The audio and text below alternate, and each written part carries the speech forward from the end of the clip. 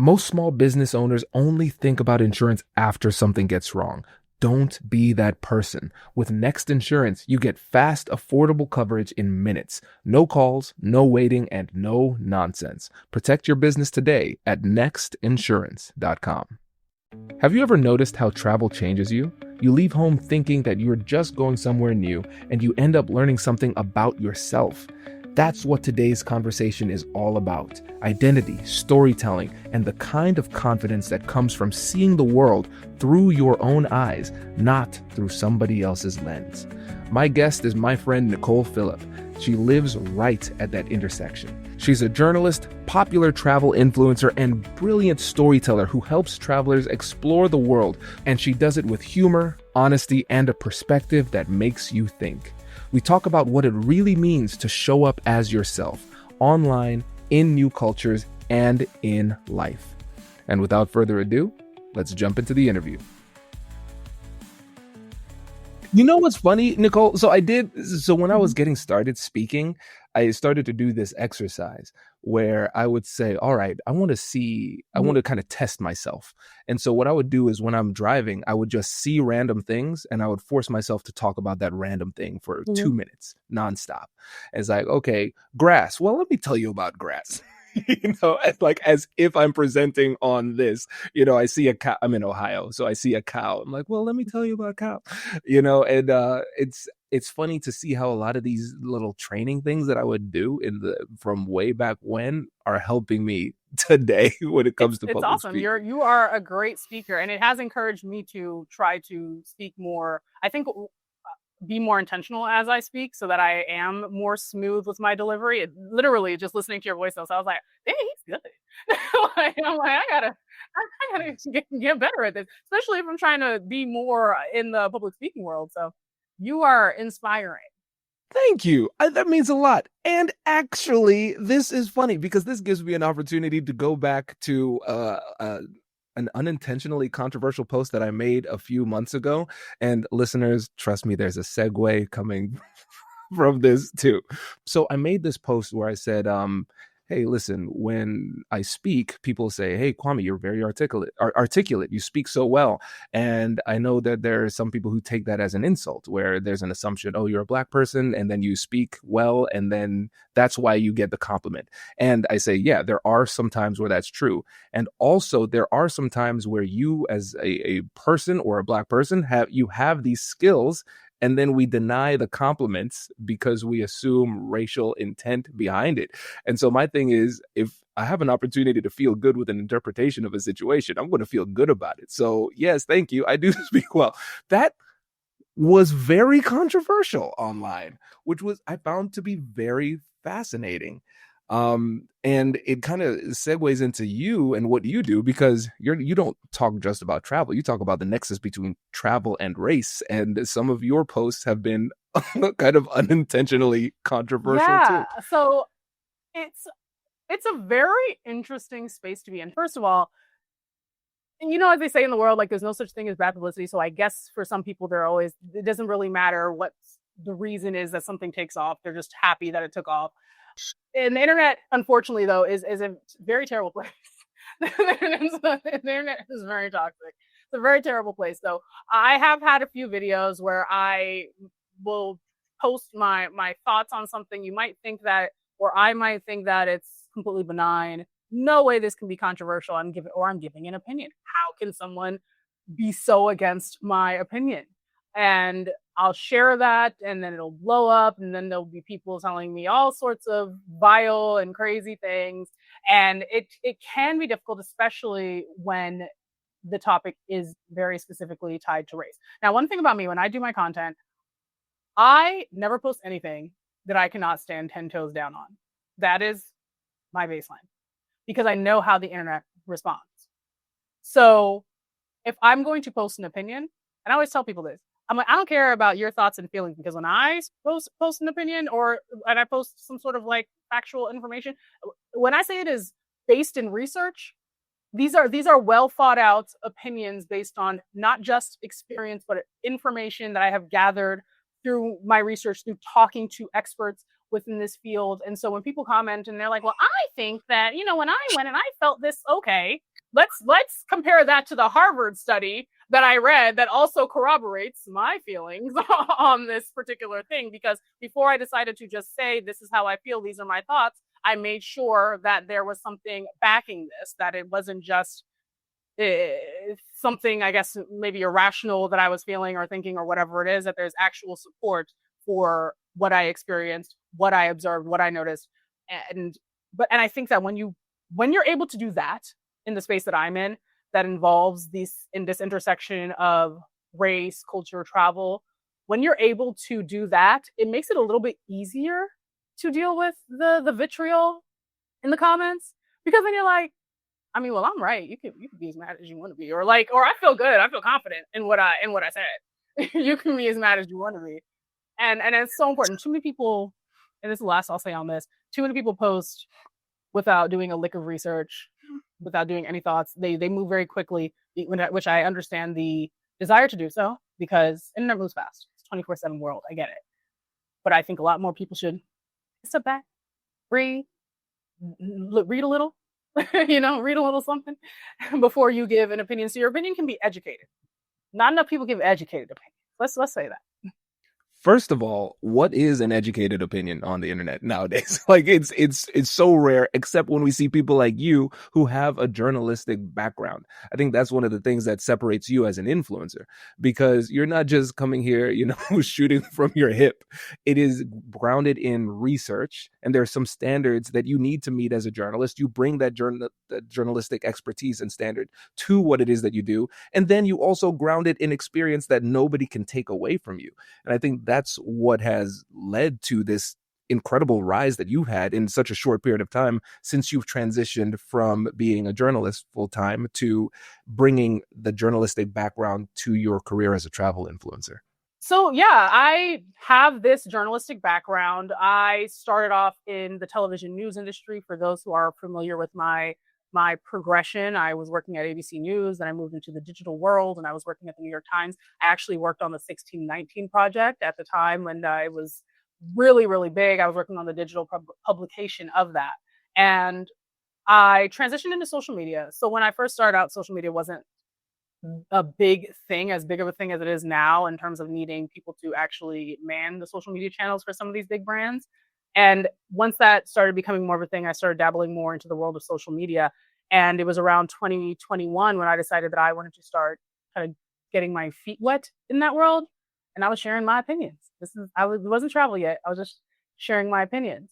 And the one thing that has always remained true when I share my opinions, share my thoughts, is that I cannot post a video without feeling like I'm on solid ethical ground, without feeling as though I can support the things that I'm saying with some sort of research, some sort of reputable source. I'm not just talking out of my behind. Like I want to make sure that if anyone ever tries to combat me, tries to fight me on my opinion, it's no, I actually can reference some places for you to go and read beyond TikTok or beyond Instagram, some places where you can actually go and read things so that you can understand what I'm saying. You don't have to agree with me, but if we're going to debate, let's let this be a little bit more of an elevated, educated debate, and not just I feel, I think, like that.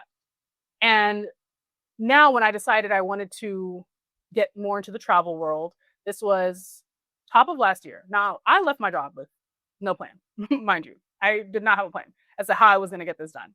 I just decided that it was time for me to do my own thing, become a freelancer within the world of social media and journalism, and as well as become an influencer, a travel influencer. How does one become, just think about how nonsensical that sounds right now, right? I'm going to leave my job in the middle of a white collar recession. That's what we're calling it now, right? The white collar recession. And I was working in tech at the time. So that was actually the worst place to be trying to find a job in the middle of a white collar recession. And I'm going to become an influencer. What? That doesn't even, it's a very nonsensical. If a friend told me I'm going to quit my job, leave my job, and become an influencer in the year of our Lord 2025, I would be like, that sounds actually crazy. And I need you to sit right there in that job that you're in. But it just felt like the right time. The stars aligned in the way that it needed to, so I did that. And one thing that had always been kind of the bedrock of everything I do within this world is my opinions and my commentary. So that's something I kind of, like I said, I did before. And then I also mold that into the travel content that I do. And it's always been something that people come to me for. I started off doing reviews. Reviews are heavily opinion based, right?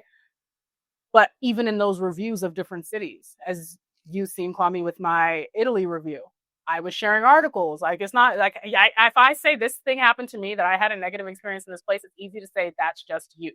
But what's not easy to say is what's not easy is to write off the experience of that first Black minister within the Italian parliament who had an effigy made of her and bananas thrown at it, or that Black athlete who was assaulted with eggs and her eye was injured. All of the other Black athletes who have bananas thrown at them while they're playing soccer. It's harder to dismiss all of these different cases. And so when I started doing these reviews, I started making sure that I was able to pull on other reference other experiences, or reference other news articles, reference other things that make it more difficult to say, no, Nicole is just wrong. It's just a Nicole experience. And the reason why I do that is because I was inspired to do what I do because there was a time when I thought I was the only one. Now we got to bring it back. We actually got to bring it back now. So the year is 2013. that's how I'm choosing to start this. We're here now. The year is 2013. I was a young lad. I'm just like, okay, let's stop. I was probably 19, 20 years old. I decided that I was going to study abroad in Italy. I went to NYU, and it's kind of the thing to do. You don't go to NYU without studying abroad. It's known as the global campus. It's a whole thing. And I decided I was going to go to Italy. Now, I had never crossed the Atlantic. I had only gone to the Caribbean a few times. This was my first time crossing the Atlantic. So my thoughts on Italy were what I saw on TV. I was thinking about the Lizzie McGuire movie. I was thinking about Vespas and pizza and pasta and just like romance. And it was just cute. Like, that's all I was thinking. I had a few roommates who were also, they had studied abroad in Italy. They had a great time. They were telling me about, oh my gosh, you have to go to this panini shop that's around the corner from the school. It's going to be so great. Oh, and this other girl was talking about how she had her little Italian boyfriend. And it was just like an amazing, just whimsical European story that you think about, that you read about, that you eat, pray, love, all that. That's what I was hearing. Now, when I finally get my chance to experience all of this wonder and splendor of Italy, it was the complete opposite of anything that I had imagined up to this point. I had been prepped by my school for Italians being bold. No one said anything about racist. I think bold is one hell of a euphemism for racist. They're not politically correct. Oh, racist. Now I know what that means. And so to kind of run down the incidents quickly, I had beer thrown on me, and I was called a disgusting Black woman while I defended a Black woman who was being manhandled while she was on the beach. I had people cross the street on me, scream in my face because they're afraid in broad daylight that I'm going to mug them or something. I've had people ignore me at that. And when this is back when I was studying, I had people ignore me while I was walking on the street and asking for directions, literally just turning their nose up. At this point, I spoke very good Italian, so it wasn't that they didn't understand what I was saying. There was just this overall feeling of being unwelcomed. I had to ask children for directions on the bus because adults didn't want to speak to me. I'd never felt so terrible at this. I remember, actually, this is another thing that I hadn't shared in the article that I wrote, nor did I share in the video. But I remember I remembered recently when I went to a party at some point, and this is after a few different incidents had happened. I thought I looked so good. I felt so good about myself. I had a beautiful black dress on, and I remember sitting on a couch and crying. And I remember I was crying, and I was like, I was crying because at the day that I felt the most beautiful I'd ever felt in that country, I also felt the most unwanted, ugly, disgusting, because of how people treated me, because that's how they treated me. They did not want to interact with me. They were moving away from me. Like, you're dancing and then they kind of go over to the corner like that. I had never had that happen to me. Mm. And I just sat there and I cried. And I don't remember at what point in my journey or my time in Italy that was, but it had recently came back to my memory that time that I was the girl crying in the club. Oh my gosh. Like Mm. I really, like, that was me. Now I understand. I understand why someone would do that. And so that's just some quick hits on the types of things that I experienced while I was in this country. And now these different incidents, they didn't just happen in the city of Florence. I always want to make that clear to people. I was traveling up and down the country. I never felt welcome in any part of the country. And we fast forward now about 5 years later, and I'm working at the New York Times. And I felt like I really wanted to share this story. So I reached out to, and this was really just to be cathartic and make some money. They pay you too. Like, even if you're a staffer, they'll still pay you to write. So let me get some rent money, and then also write this story. And they took the pitch. They were down with it. And so I decided, okay, I'll write this essay. It was really just for me. And as I'm writing the essay, I'm trying to find, as I mentioned, when I write my thoughts, share my experience, write an opinion, I try to find things to corroborate. Here, like, let me do some research on these different types of things. So I tried to look for other people who had my experience, and I wasn't finding anything. I think I came across at that point, and this would be 2018, one blog, and that was pretty much it.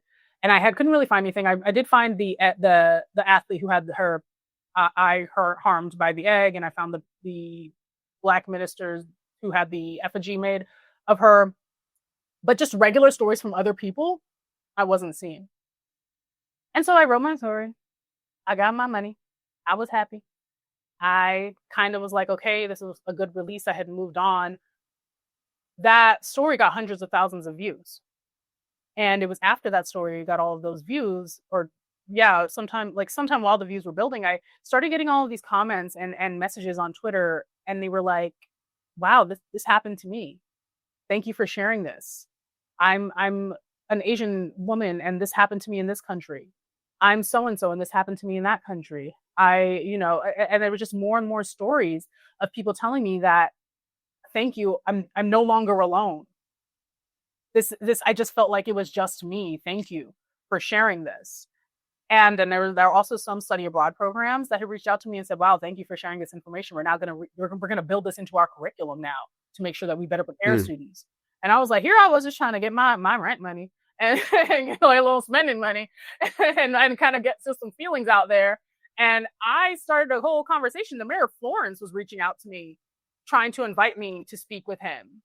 Yeah. No way. Yeah. The mayor of Florence reached out to me to speak with students about racism. And I never took him up on the offer. And it wasn't even a direct, it didn't feel like a real invite, because he just I think he said it to a newspaper. We invite Nicole to come out. If you really want to invite me, you reach out directly to, I work at the New York Times. If you really wanted to reach out to me, you could have. He was like, we invite her to come speak to students about racism and all of that. And I was like, I could have found a way to try to reach out to him myself, but I was like, I don't want to be his Kanye. And if you remember at the time how Kanye was being used in 2018, and I was like, I don't want to be his Kanye. And so I just kind of let that, so I never took him up on that offer.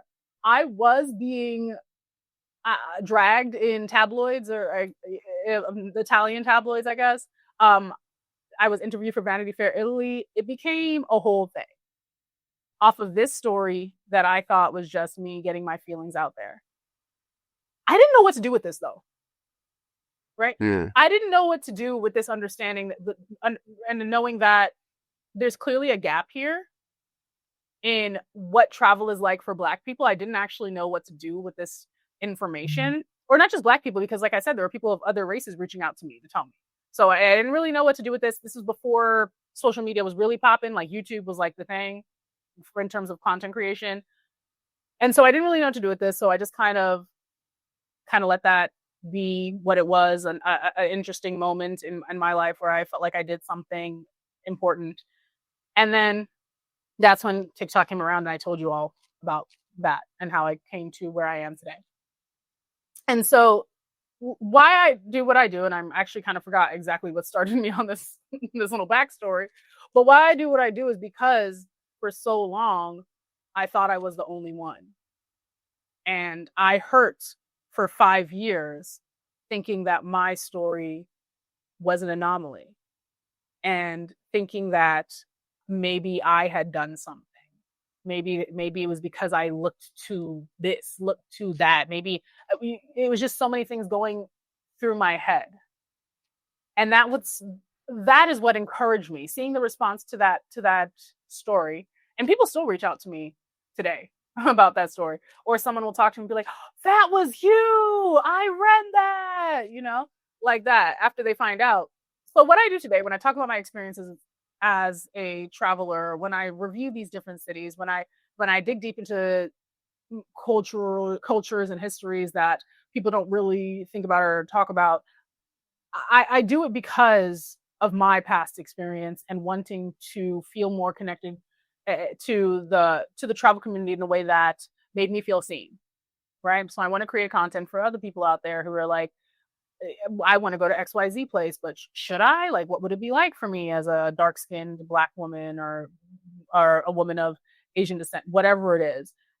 What will it be like for me? And that's who I make content for. And anyone else who wants to be privy to what life is like when you might look a certain way or whatever that is. I have a very wide ranging audience, which is what I love to see. There are people from all walks of life, all backgrounds, all races, all cultures who enjoy my content, because at the same time as I'm sharing this information so that I can help people to be better prepared than I was, that's at the baseline, better prepared than I was for what life would be like abroad. While at the same time while I'm doing this, I'm also just providing historical information and cultural information and humor. I like to make people laugh. Like in between all that, I like to make people laugh.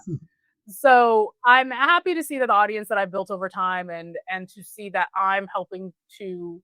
There's a lot there. I will also say there are a lot more resources now than when I was traveling, but I'm happy to be one of those resources now for people who are looking to travel so that they can, like, as I mentioned before, be better prepared than I was.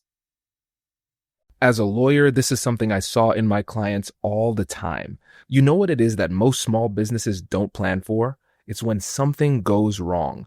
You lose a client, a shipment disappears, a tool breaks, someone gets hurt, and money flies out the door, and most folks only realize that they needed insurance after it's too late. And that's why I like Next Insurance. They make business insurance as simple as ordering lunch online.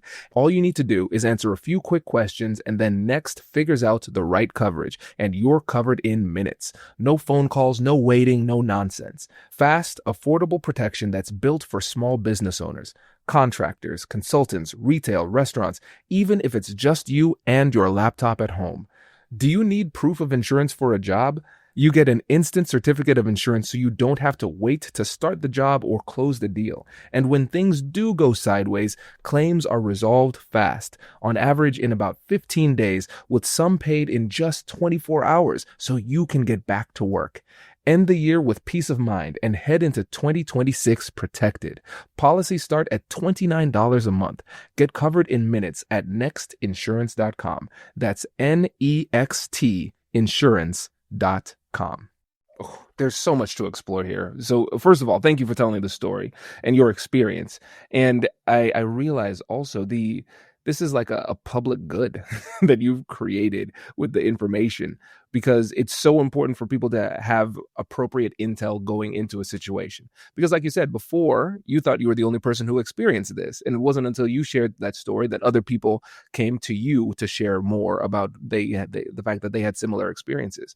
But going into it, even if you could have had the opportunity to read your piece from somebody or a piece from somebody like you before going, at least you would have been able to go in with a little bit more of a heads up, like, oh, this is not just going to be, Vespas and Aperol Spritz.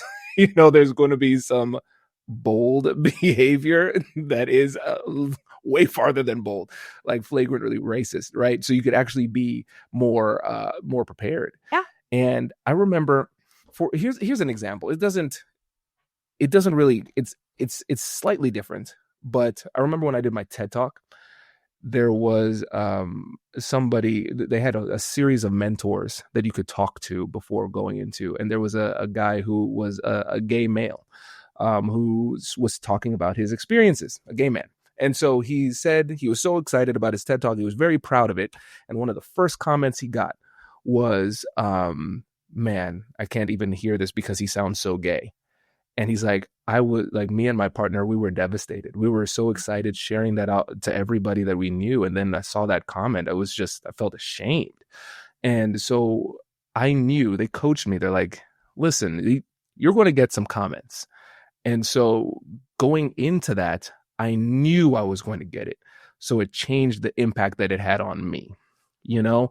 And so that's why it's so important for you and people like you to share these stories. It's not spreading negativity, it's spreading information that, like we said, going back to your background as a journalist and somebody who cares about the truth and sharing experiences accurately, you have the data to substantiate it. And then you also have your experience and you treat the topic fairly, right? And so I just want to make sure that I check that box to let people know why this is so important.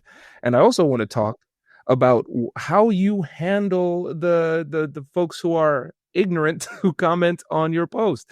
I remember in particular there was somebody who commented on your Italy post who said, I think, and I'm quoting here, I'm sorry that happened to you, and my experience was much different. And the way you handled that man in the comments was just a masterclass. Can you tell us about that?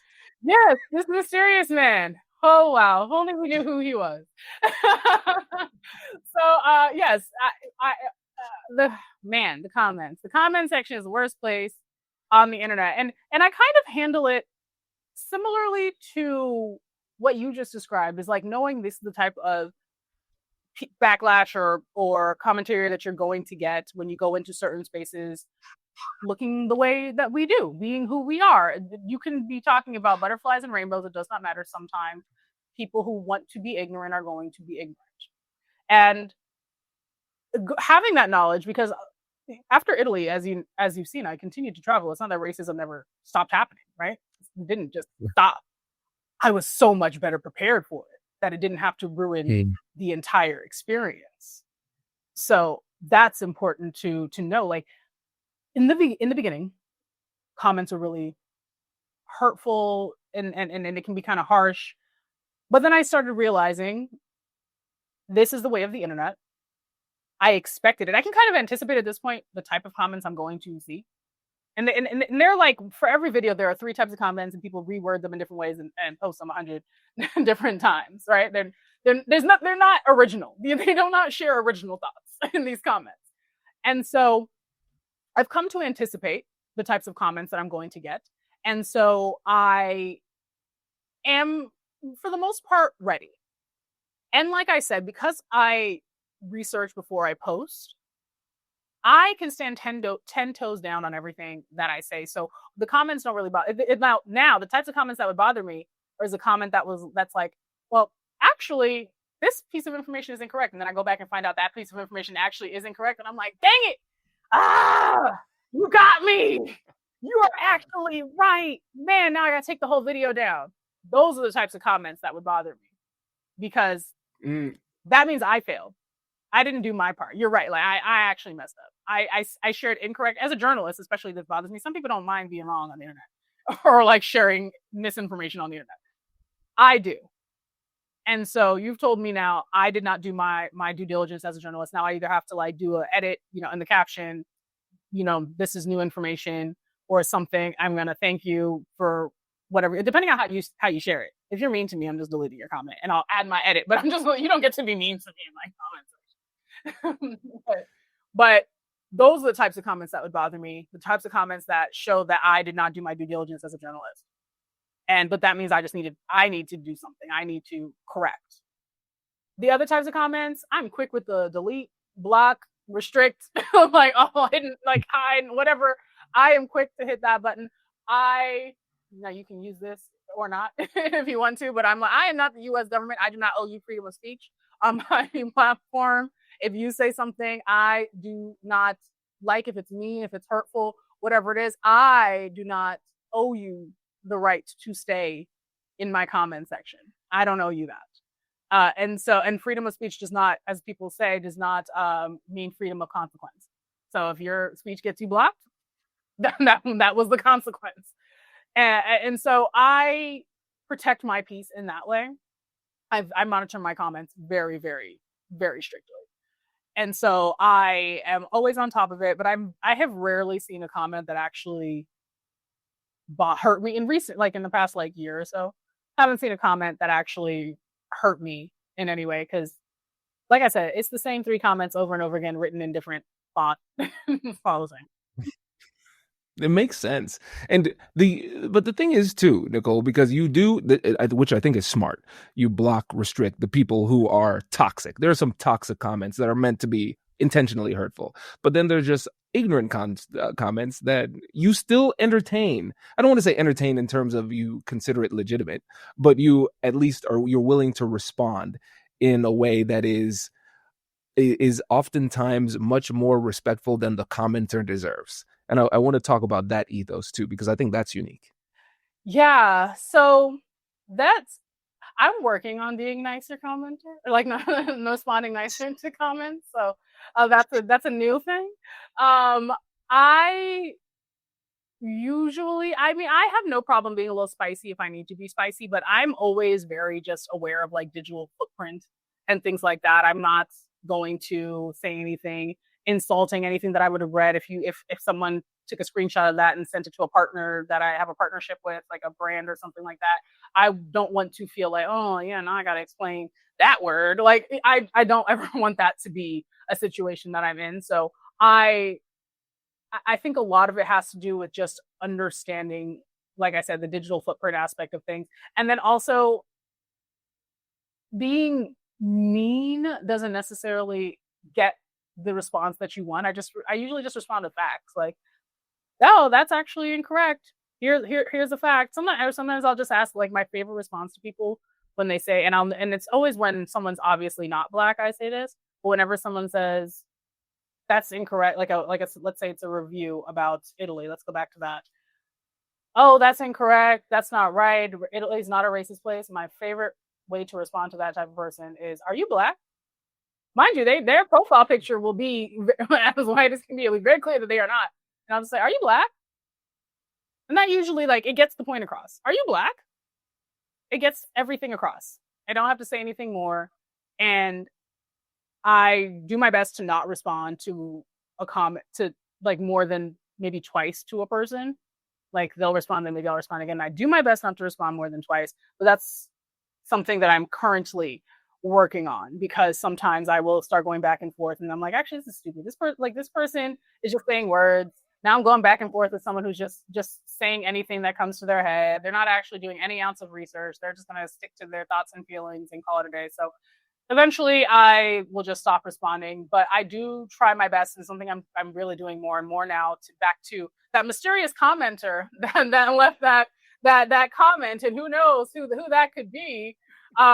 That was actually a time when I was practicing how I respond specifically to that sort of comment. That comment of where the sentiment is general is essentially, that didn't happen to me, so it doesn't happen. There's different variations of that didn't happen to me, so it's not true. And I've been trying to work on how do I respond to that, because I get that a lot. That when you do reviews and you talk about your experiences, especially when you're a Black woman talking about your different experiences, you will come across a lot of that didn't happen to me, so it doesn't happen. And the way in which I was responding before was not getting the right response. People would just say, well, that's just their opinion. Why can't they just share their opinion? And I'm like, oh no, it's not just about, it's different. If it's different to genuinely share an opinion, maybe in your own video. I've seen other people have this such and such experience, but here's my experience. But you kind of to hijack my video to now say, this is my experience. You're kind of invalidating, even if you don't hit a little, I'm sorry, but anyway, this didn't happen to me. the way I equate this is, and I actually originally saw someone say this in a thread post that I had posted, and I was like, this is a perfect way to articulate this, is that when someone shares a bad experience when they're traveling or from travel, and you say something like, oh, well, I'm sorry, but that didn't happen to me, it's equivalent to saying, I'm sorry that your leg is broken. Both of mine still work. So you're looking at someone's pain and like you're saying, well, I'm sorry you're in pain, but I'm perfectly fine. I feel great actually. And just, and if you think about it in that respect, it makes you, hopefully makes you, the commenter, rethink why did I say that? Why did I say that way? It does kind of invalidate this person's very real experience. My two legs working does not mean that their leg doesn't work. Me having good experience does not mean that they did not have a good experience. And to add to that, some of the frustration I feel when coming to those sorts of comments is that if they would just scroll for a little bit, they'll see so many other comments of people having a very, very similar experience to me, that you can see it's not just me. And then mind you, like in the video, I provided other examples, but like, I'm like, if you just scroll just a little bit, like you'll see so many other people saying, yes, this happened to me. You'll see Italians saying, yes, this is how my country is. You'll see Black Italians saying, yes, this is how things are.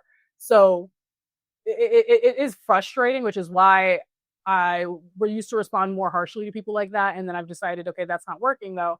Let me try a different approach. So there's so much to explore here. I think from a very practical position, your source of confidence, it comes from you're able to stand 10 toes down on what it is that you're saying because you did the work.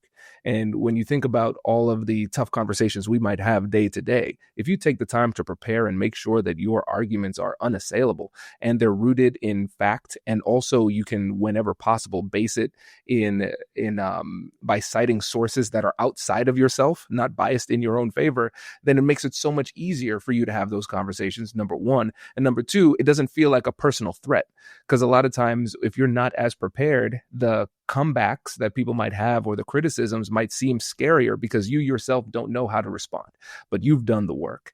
And for that mystery commenter, I was so impressed with how you handled it, because I was able to go back and see how this clown embarrassed himself, because I was able to look at my book and how to have difficult conversations about race and say, this is what he did, and this is what he did, and this is why he was wrong. And that person was me. Yes. I was the person who said that comment. It's me.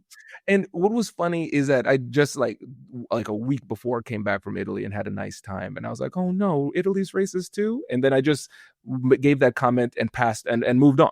And then as soon as you responded with, hey, that's like saying, hey, I'm sorry your leg is broken, but mine work fine. I was like, oh my Lord, I am a case study that for my next book. Right. And the thing, but again, you handled it so well. And in a way that allowed me to just accept responsibility. I wrote the longest apology in 2 separate comments. But I wanted to make sure that people could see the error in my ways, but also how well you handled it too. Because if you would have, let's say it's somebody else, and if you would have responded harshly, then they feel bad and focus on their own feelings without evaluating their thought process and their beliefs and what it is that you're saying. So I just want to give you kudos, because it was a masterclass.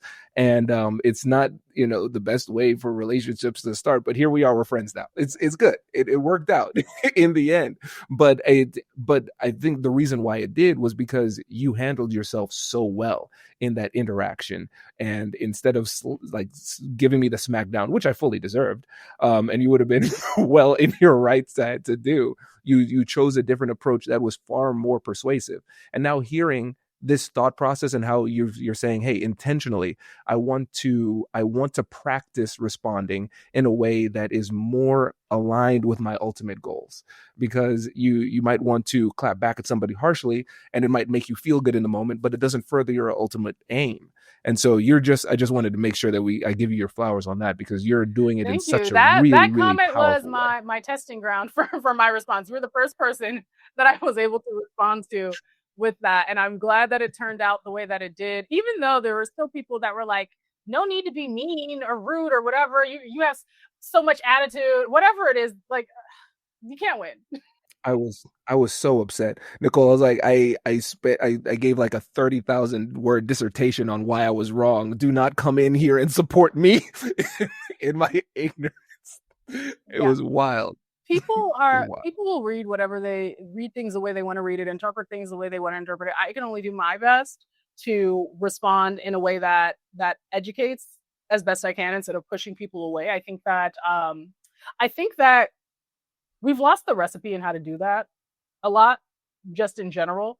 And I'm trying. I'll just say I'm perfect. So next, someone goes through my comments. They're like, "Wasn't she saying she was being nice to people, or she was trying to educate?" I called a few people, a couple pick me's in the comments a few times. So you might still see some of those.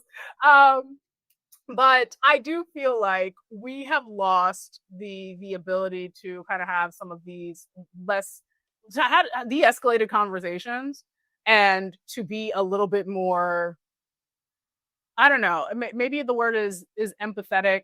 I think also it was easier for me to give you that sort of response because your comment wasn't angry, it wasn't hateful, it was just, I didn't have that experience. And to me, that seemed like it was coming more from a place of just not realizing what this says, what this does.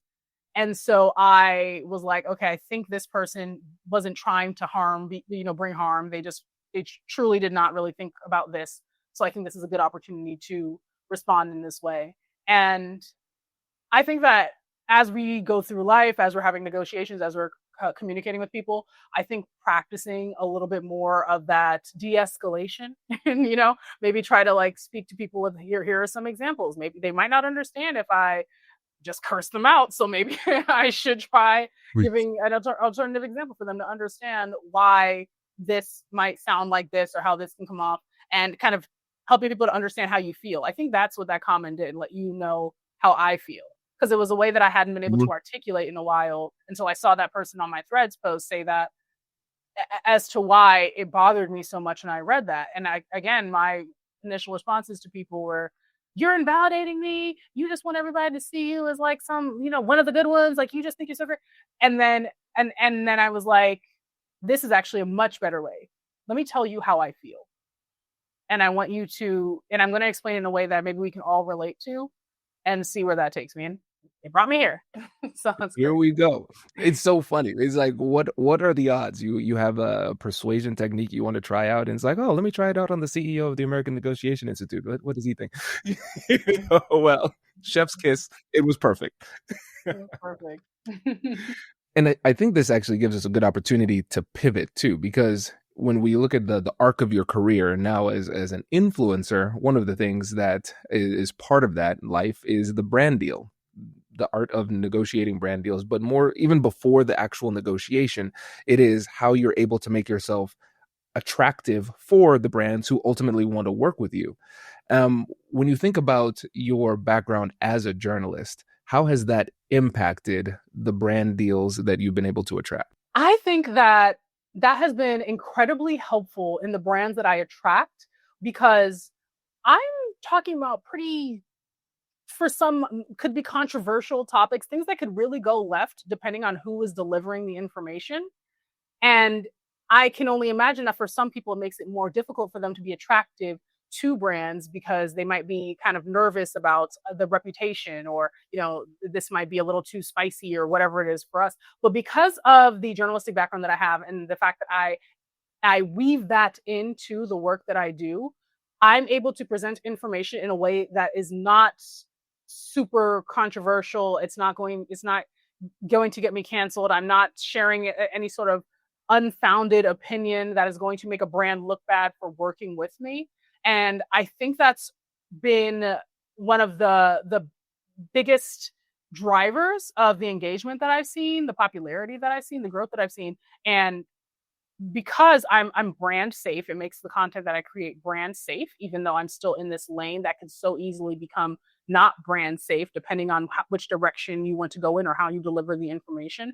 I'm able to use my journalistic background to create brand safe content that still makes me attractive to the different brands who want to work with someone who reaches these different communities, who can speak to these difficult topics, who can be someone who is a trusted source and is authentic within these spaces, while still, telling it like it is and whatever it is, while still being able to have the again, the brand safety-ness that brands do look for, because that's important for them. They want someone that, like, if we attach our name to this person, how does this make us look? And because I try to be very ethical, I try to make sure that all of my opinions are well structured, founded in research and all of that. It helps me to be able to stay true to who I am, deliver the content in the way that I want to deliver it, while also making sure that a brand can still see themselves working with me. So smart. It makes a lot of sense. And I want to double click on one phrase that you said, one term you said, well structured, and that really set off an alarm, not an alarm bell, like a siren in my head. Like, that's what it is that makes your content stick out so much, because it is so well structured. There's an intentionality behind the delivery in a way that is rare in the industry too. So can we take a little side quest here to get a masterclass on well structured content? Because I feel like the art of structuring ideas and communication in a high level way, it's becoming a lost art. So when Yes. you talk about well structured content, well structured writing, what does that really mean? Yes, let me put you in journalism 101. Let's do this, because I actually, that is how I have developed my content over time, to mirror that of the things that I did while I was a full-time journalist working within these journalism companies. And I look at it, and you can look at it the same way whether you're doing a video or you're doing an article, is you have your lead or your hook, whichever you want to call it, your nut graph, which is your paragraph that kind of encapsulates everything. And if people want to keep going forward, they'll keep going to read more information as you're doing this. We look at it as like an inverted pyramid, I believe it is. So and then the information distills itself. And then at the very end, we have what's called a kicker. So it's just like a little bit of information. Maybe it's just a little humorous quip, whatever it is, kicks you out of the story. If you're in journalism 101, that is the basics of an article: lead, nut graph, kicker. Everything in between, like, people should be able to read your nut graph and know everything they need to know, and then they read everything else if they want a little bit more information. Your kicker is just one last bit of something that maybe didn't fit in the rest of everywhere else. It's just a little bit of extra information. Could have been, if you're talking about a video, maybe it's just like a little funny ender, whatever it is. And that is how I tend to structure my videos. Now, the most important part for me as a social media Hmm. strategist, as a journalist, as a person, as a content creator, is the lead, the hook. It's always the most important part. I always suggest that people spend 75% of the time on that hook. Hmm. Maybe you could do like 50% of the time on the hook, then maybe 25% on the nut graph. So that first 15 seconds, the majority of your time should be spent there, right? The rest of it can kind of be. Hmm? Oh, this is brilliant. Okay, because what's when I hear other influencers, and you're more than an influencer because you actually teach people how to do this. You do consulting as well. I want to make sure that we shout that out as well. So many people just focus on the hook, and obviously the hook, the lead, that's important, but then the rest of it kind of is forgotten. Let's dig into the nut graph, because first of all, it's a term I've never even heard before. So what would be the anatomy of a good nut graph after we get past the lead? So you get past your hook, you got people in. Your nut graph will have your who, what, where, when, why, and how.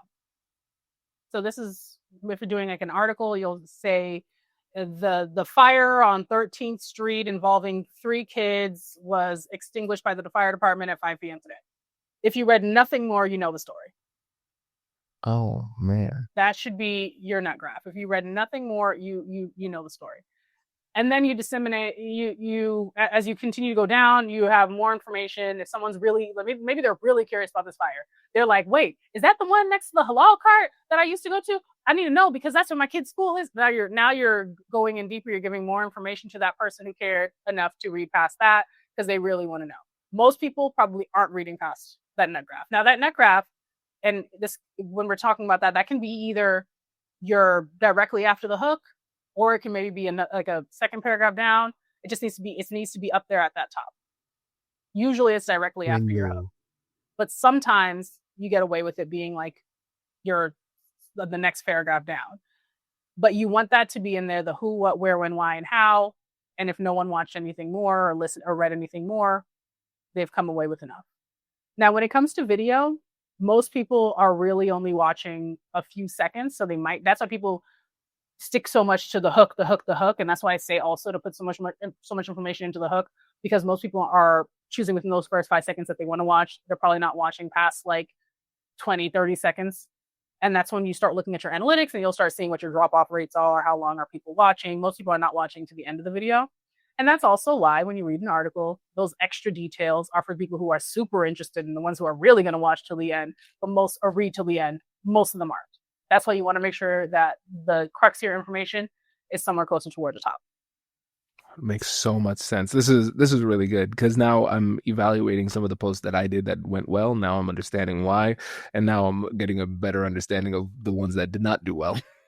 Why did they not do well? No, that's great. Now let's get back to the brand deals too, because I think this is really interesting. When you think about, if you're talking to people who want to become an influencer and they see a future in that for them, what were some of the most surprising things that you ran into in this journey that you didn't see coming? Are you referring to working with brands or just in general? In general. Let's see where you go with this, Nicole. Some surprising things. I was surprised, and I don't know if this is unique to me or if this is something that other people would experience. I was surprised how much my network was going to come through for me. My non content creator, non-influencer network was going to come through for me, in the sense that I did not go into this being like, who can I reach out to as I, do this influencer thing? Like, who can help me? I did not think that I had anyone who could really help me in this arena. All I did was post my content. And then suddenly people who I had worked with years ago, 5 years ago, almost 10 years ago, started reaching out to me, and they're like, hey, I no longer work at ABC News. I now work at this place, and we're actually looking for some creators to do XYZ thing. And I've been watching you. And that was just such a reminder to me. And this happened. There's a few times that this has happened now. And I should back up. That's how I was able to get a partnership with TripAdvisor. That's how I was able to get that is how I was able to get my that essay with the Today Show. The Today Show reached out to me to write an essay about what I've been doing as a content creator, because someone else who had been following me from years ago had threw my name out there and was like, hey, you should reach out to this person. Right? So one thing that was, it feels so obvious to say out loud, but one thing that was still surprising to me is that you really never know who is watching. And that was something that it's like, yeah, you never know, but then like, you really never know. At one point, the US government reached out to me in 2024 in November to come to a travel creator open house. I was one of 8 creators that they asked to come out to this travel creator open house to like get a tour of the State Department, to learn about passport safety. Now I have like friends at the State Department. I like to brag about that. That's my little flex, is I got friends at the State Department. And it's really like, you really never know who is watching you at any moment. I've had SZA commented on that same Italy video. SZA commented on that Italy video. Not Wyclef. Oh my goodness, why is the name Questlove? Questlove commented as well on that same video. I had posted a video about a Jamaica resort, and why is everyone's name Keenan Ivory Wayans had liked that video. It's just interesting, the different people who are seeing it just blows my mind. Like, yes, I understand like the internet it exists for everyone. Anyone can see it, and like anyone can experience the internet, but it's just like, it just really blows my mind to see it in practice. It is kind of weird. It is kind of weird when you see like a blue check like your thing or comment, and you're like, wait, who, you? What? Yeah. You're watching me? Yeah. It's like, you are watching the Keenan Ivory and saw something that I made. Like, that blew my mind. And so that's something that I was really just not prepared for. And then also another thing when it comes to just working with brands in general is just the understanding that brands are still very new to working with influencers. A lot of brands are still very new to working with influencers. And so things aren't always as smooth as you might assume them to be, because you're like, oh, this is a big brand or whatever it is. They aren't always as smooth as you might expect, simply because they're still learning. This is a very new space in terms of working with influencers. Maybe in the past few years, people have really started taking influencer marketing more and more seriously, as we see that this is the direction of marketing. And so that was one thing I was interested that I found interesting to learn as I was doing this, and that brands heavily rely on your expertise as the creator. And And they're very open to, what do you bring? You know your audience. We want to know what you can bring. Give us your ideas. And it's not so much, here, this is what we need you to do, say these lines, you know, and get the video done. They're really open to your ideas, and because you know what best to do to work with your audience. And I think the best brands tend to be more hands off with that because of that understanding, rather than making a bunch of tweaks. They'll be like, you know your audience, this is good, and those make for some of the best collaborations. makes sense. And I think it's an important note to focus on and kind of expand too, because I think a lot of times we can devalue our own expertise and cower in the face of people who seem to have more power and authority. But that's the distinction. I'll put my negotiation nerd glasses on real quick. It's the distinction between power and leverage. Both are tools of influence, but power comes from something that's more easily observable, um, and more fixed. But leverage, that's strategic advantage. And a lot of times we don't acknowledge or appreciate the leverage that we bring to the table. And it might be expertise, it might be audience, whatever it happens to be, that is your uniqueness. Let's bring that to the table and stand on that and be willing to shape these relationships too. Because a lot of times people would just say, oh, well, this is TripAdvisor, this is today.com, I'm just going to do what they say, I'm grateful for being here, thanks for the opportunity. It's like, no, you're working with me because I have something that you don't have. I have access that you want through me.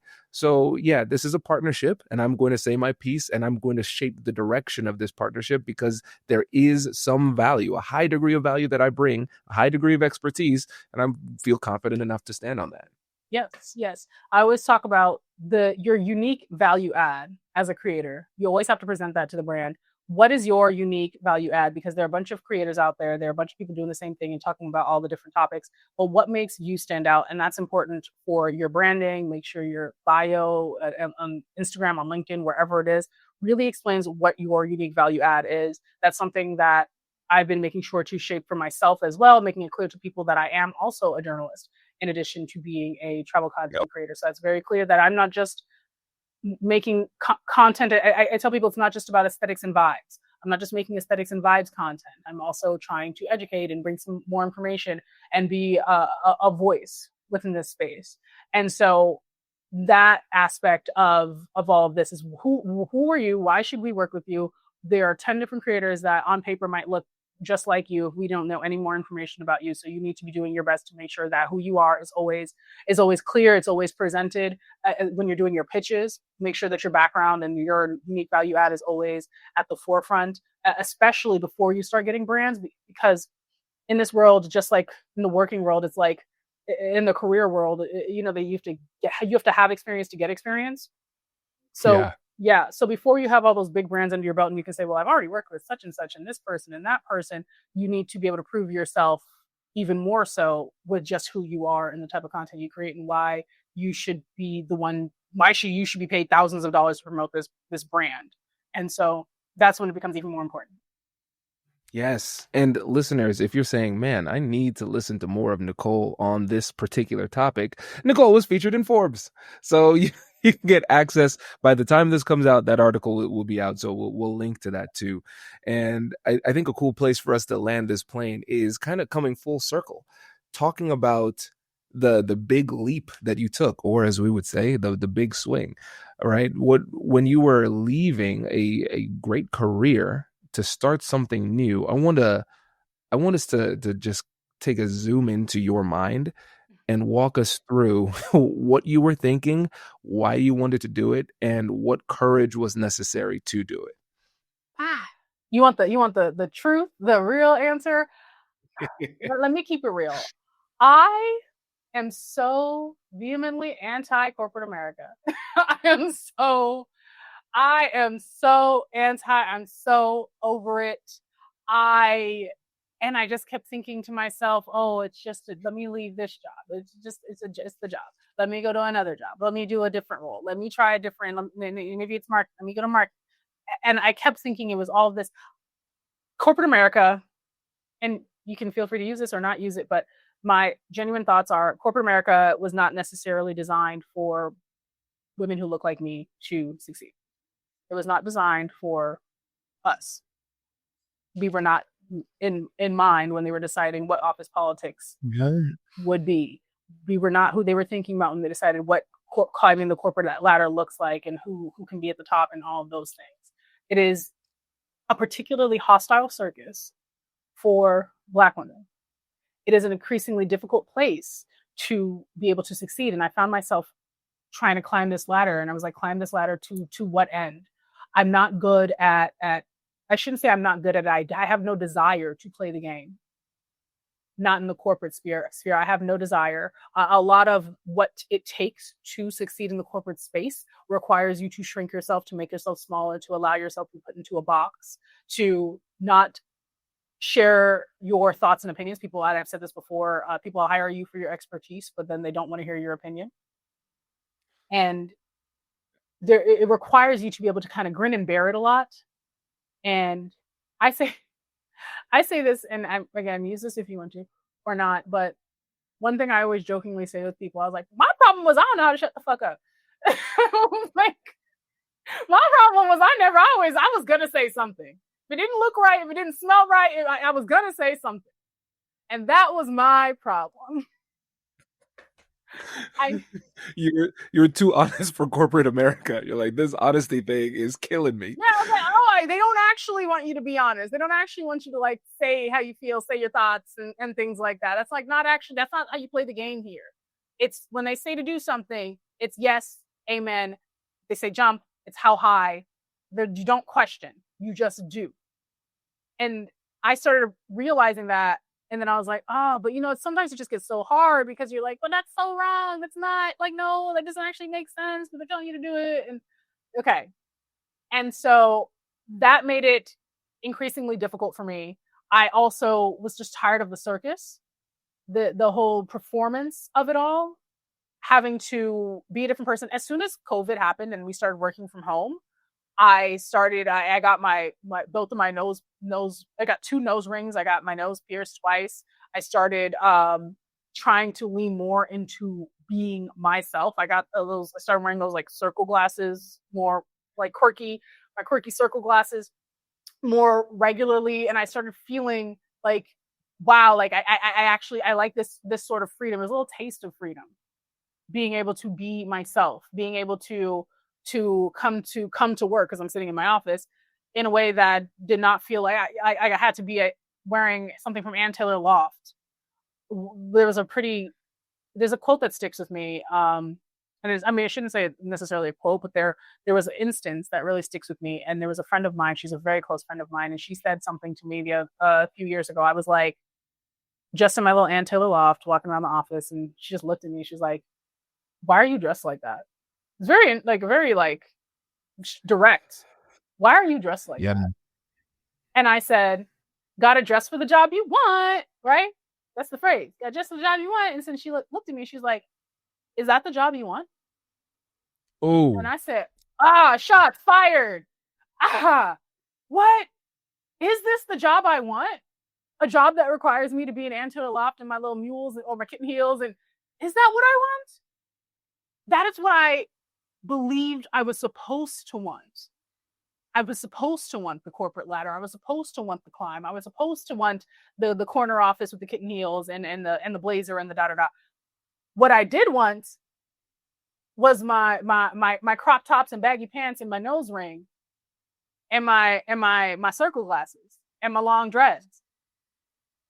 That's what I want. That's the job. I wanted the job that lets me look like that. And she doesn't, to her, that was just like a flippant little comment. She'd being smart. That's my friend. She's, that friend you have that you always making little smart comments to. To her, that was just a little funny, smart comment. And she moved on. For me, it basically, it rewired the way I thought about things. And that was like some like maybe 2018, like something like that. And that just rewired the way I thought about things. And then once I no longer had to dress for that job and I could dress for the job I wanted, which was around 2020 when we started working from home, I just started moving more into the Nicole I actually am, the Nicole I've always wanted to be, but could not because I thought that I had to act a certain way and want a certain thing because that is what is so ingrained within us and taught to us. And then when the opportunity arose at the top of last year for me to truly be the Nicole I want to be and to jump into the world that I actually want to be in, I took it. And I think Mm. I might have mentioned I really had no plan. I did not have like a backup job. I was not saving for a long time. And I had a mortgage. I'm in a house. I have a mortgage. As I had not been saving for this particular moment, it was just do or die. And it calls back to how a lot of people will tell you, don't wait until you're ready. You have to just start before you're ready. You'll never be ready. And sometimes you just have to start before you're ready. And that's what I did. And I actually wrote about this for Pop Sugar, about the toxicity of corporate America for Black women and how I started before I was ready. And I just took that leap. I got ready on the way. I'm a woman of faith. I had a very strong faith that God would catch me. And I didn't even realize, as people say, well, actually, I don't know if people say this. I was about to give people an attribute. I don't know if people say this. Maybe people don't say this. But where I was, all the things that I had done in my life, all the people that I had met, all the things that I had learned was preparing me for that moment, and I didn't know. Mm. All the journalistic skills, all the skills I learned about how to put together a video package, all the people that I had met along the way, all the ways in which I learned to present on camera. The way that I speak is because of the journalistic skills that I have. All of the ways in which I think about storytelling and what's a good story and all of that, all of these things that I had learned along the way, I didn't realize was going to come so much in handy now as I just took this leap. As I mentioned, all the people that I met as well who had come out of nowhere. I hadn't spoken to them in years. And now they're like, hey, by the way, I see you're doing your thing, girl. And I just want to let you know there's this opportunity, there's that opportunity. In starting before I was ready, I didn't even realize how ready I actually was until I just did it. Because I was looking for a certain type of ready. You're never going to have that certain type of perfect ready. I was ready. I was prepared. I just didn't realize it until I had nothing to do but just take that leap and figure it out. And here I am, Incredible. almost 2 years later. My house is still my home. I'm still paying my bill. Just got back from the Dominican Republic and I'm headed to Brazil. Just did a partnership with Wyndham. And here I am. Amazing. This is so cool. There's so many things I want to highlight here because one of the things I've heard before, and I love this saying, is that ready isn't a feeling, it's an action. You took that action and then you became ready through that action. And they in entrepreneurship, you hear people talk about Cortez and burning the ships so many times. It's like sometimes the only way that you're going to make that move is when you burn the boats and you say, listen, there's no escape now. I left. It is sink or swim, survive or die. And the thing is, you had the skills. You might not have known exactly how you were going to make it happen, but you were confident in the fact that you could make it happen. My wife just told me last night, she sent me a meme. She said, of course, it said, of course I'm confident. I've seen myself make something out of nothing my whole life. Why would this be any different? And you brought that expertise and you delivered value. And it's powerful too. And it sounds like, tell me if I'm encapsulating this correctly. It sounds like it wasn't so much that you had a drive to be an entrepreneur as much as you had a drive for freedom, and entrepreneurship was the path. Yep. That's it. That's 100% it. Yeah. I had a desire to be 100% authentically myself. That was the goal. That is the goal. Anything I have like I feel like my body just, or my energy just repels anything that wants me to change who I am, unless it's something that I feel like is a positive change for myself. I am currently on this on this journey of just becoming a fully self-actualized person in a way that I don't think I had ever been able to be before. And so everything I'm doing is just, it's a search for freedom. It's me trying to move toward being authentic to who I am, authentic to myself. And as people say, life maxing, like I'm learning salsa now. I'm going, like I'm outside doing more and more things. I'm trying to learn a little Portuguese and in time for the Black Travel Summit in Brazil. And I'm trying to just pick up more and more new things and learn new things and just become the best version of myself that I think I can be. And I don't think that that was possible for me in corporate America. And it's interesting how you mentioned, you know, when you burn the boats, you don't have a choice but to figure things out, right? I'm like, I have talked so much shit at this point about corporate America. I don't have no choice, but this has to work. This got to work at this point. There's no, you Google my name, and then you know, it's a little too late now. Yeah. I'm like, this has to work. Not that I have a desire to go back into that world, because I just, the freedom that I feel and just how very me I feel, I don't think there is something that would make me want to trade that to go back to, you know, people telling you what to do and then people not asking you for opinion, but then also not wanting to hear your opinion, and then going back to the facade and the performance and all of that. It does not appeal to me in any way. And so I on one hand is like, there is no going back, but on the other hand is like, I don't want to. I want to continue. Yeah. And this, not to say that this path is easy. It is not easy at all. This is a very saturated creator field, and I constantly have to be reinventing myself and constantly trying to figure out new and cool ways to tell stories. We're constantly battling algorithms. Oh my gosh, the Instagram algorithm is like really difficult right now to manage, and we're constantly trying to one up that. But I jokingly said on Threads the other day, I was like, when the algorithm changes, I'm a Capricorn. All I'm like is like, all right, challenge accepted. Like that's saying nothing to it but to do it. Challenge accepted. And so it's not easy. And I would be lying to you if I said that there weren't days, weeks where I am anxiety ridden. I am floating through life in the midst of an anxiety attack, completely dissociated, but making videos, making content, talking to people as if I am fully here and I am not present at all.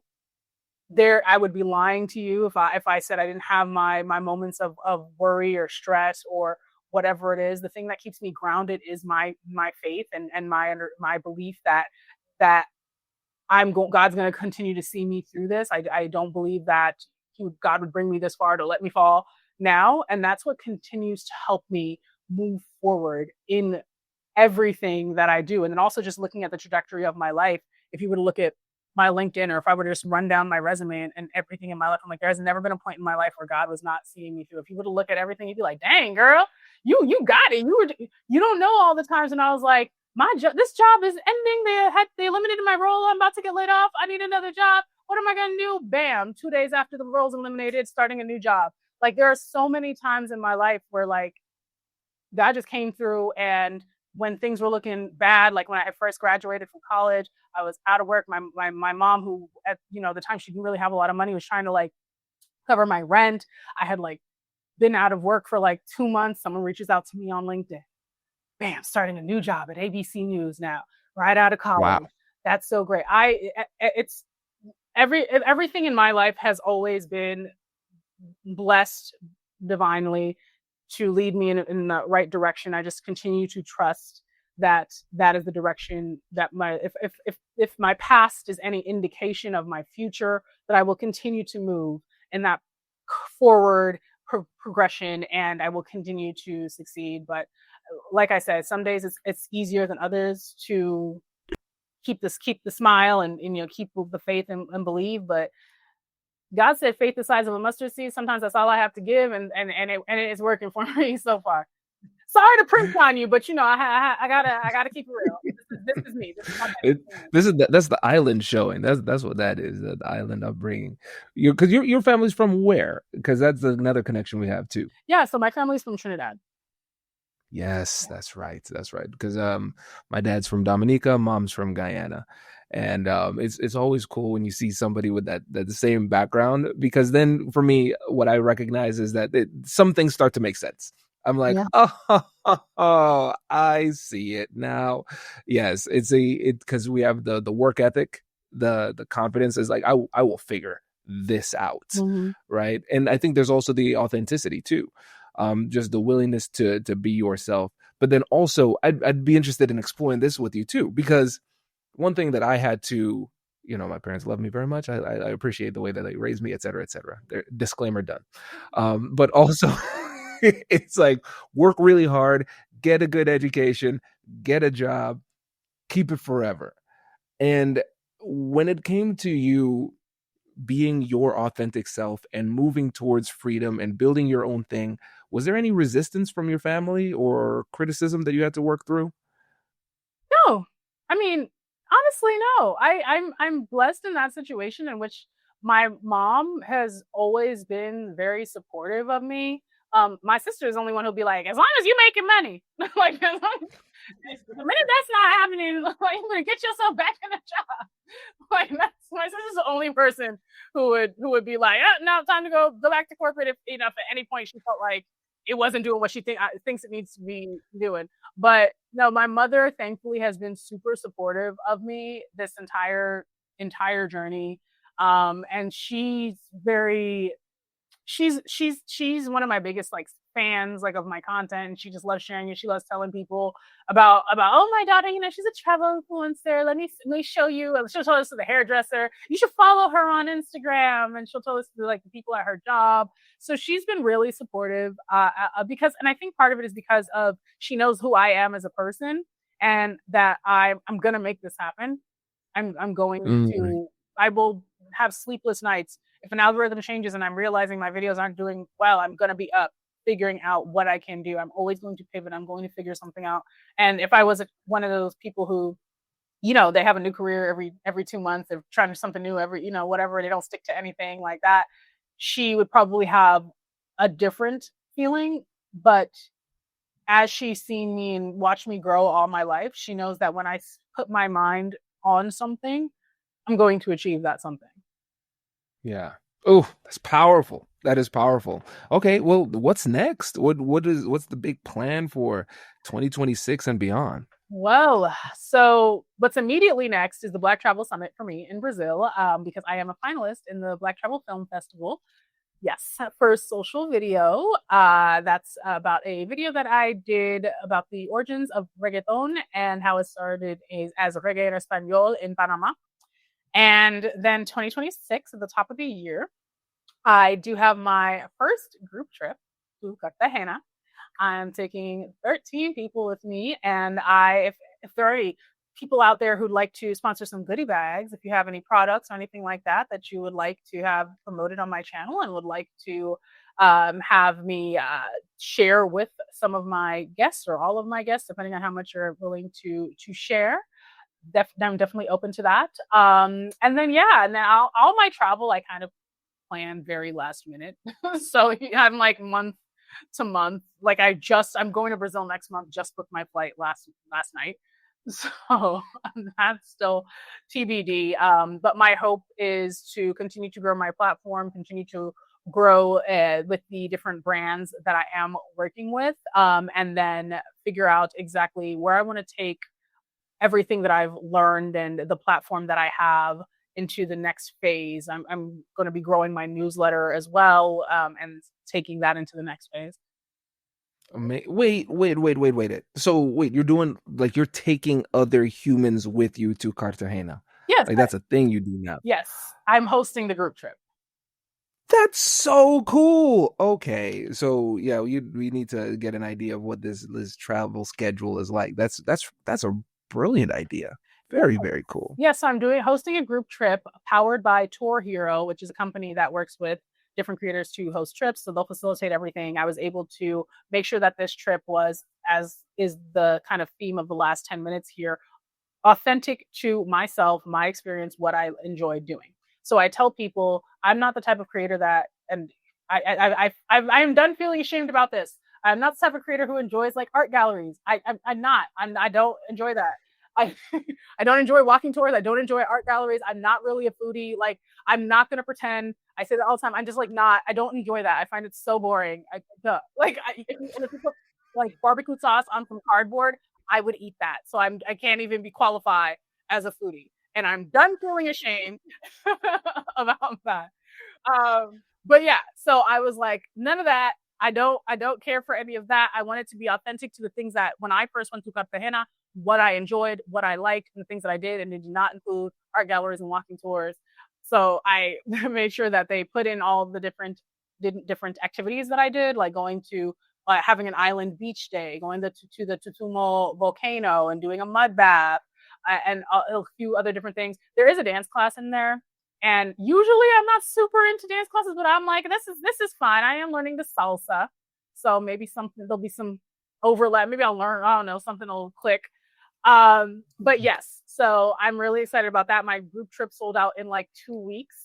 That goes to Wow. that's just shout out to my ability to really connect with my community and people that actually really want to hang out with me and have this experience with me. It was really awesome to see the amount of people who just were like, I want in, I would like to be part of this. So Also, last the mhm. last point too, because one of the things I do a lot and I love doing is public speaking, and you seem to have a set of skills and experiences that would be perfect for keynote speaking trainings, things like that. Is that something you do too? Yes, actually. So I am really excited to continue to have more public speaking engagements. So I spoke at the Women in Travel Summit this year. I also spoke at the social media conference that's hosted by Reagan Communications and PR Daily at Walt Disney World. So I spoke at that, and I also emceed that last year. So it was great to come back and be able to speak. This year, I'll also be speaking at the Flex and Fly Summit, which is a nonprofit, and I'll be speaking about travel, entrepreneurship, and then leading a breakout session there. And I'm just looking forward to continued speaking engagements. And I'm just looking forward to continued speaking engagements in 2026. So we'll see what else is in store. Amazing. Nicole, this has been so much fun. Thank you for coming on the show. And before you go, let the listeners know how they can connect with you and learn more. Yes. All right. Well, thank you so much for having me. And you can find me on all social media platforms, or at least the big ones, at NCOL Phillip. That's two L's, no S. Again, NCOL Phillip. And you can find me on YouTube, Threads, Facebook, Instagram, and TikTok.